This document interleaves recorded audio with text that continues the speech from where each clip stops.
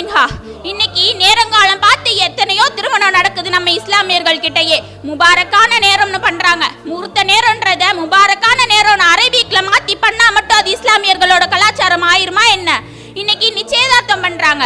அந்நிய ஆணும் அந்நிய பெண்ணும் கை கோர்த்து மோதிரம் மாட்டி விட்டுக்கிறாங்க. ப்ரீ வெட்டிங் போட்டோ ஷூட்ன்ற பேர்ல பக்கத்துல நின்று போட்டோஸ் எடுத்துக்கிறாங்க. இதை விடுங்க, கல்யாணத்துக்கு முந்தின நாள் வரைக்கும் அந்த பொண்ணும் பையனும் தனிமையில போன் பேசிக்கிறாங்க. அதை அந்த குடும்பத்தாரும் அலோ பண்றாங்க. எங்க போச்சு நம்ம மார்க்கம்? இதை விடுங்க, கல்யாணத்துக்கு முந்தின நாள் ஹல்தி ஃபங்க்ஷன், மெஹந்தி ஃபங்க்ஷன், என்னென்ன ஃபங்க்ஷனோ காசு செலவழிச்சு வைக்கிறாங்க. அதுலயும் இந்த நலுங்கு ஃபங்க்ஷன் இருக்கு பாருங்க. அந்நிய ஆண் அந்த பெண் வீட்டிற்கு போய் அந்த பெண்ணை தொட்டு சந்தனம் வைப்பதும், அந்நிய பெண் அந்த ஆண் வீட்டிற்கு போய் அந்த ஆணை தொட்டு சந்தனம் வைக்கிறதும் கேட்கறதுக்கே கேவலமா இல்லையா? கல்யாணத்தன்னைக்கு காலையில அந்த பொண்ணையும் மாப்பிள்ளையும் அவ்வளவு அலங்காரம் பண்ணி ஸ்டேஜ்ல நிக்க வைக்கிறாங்க.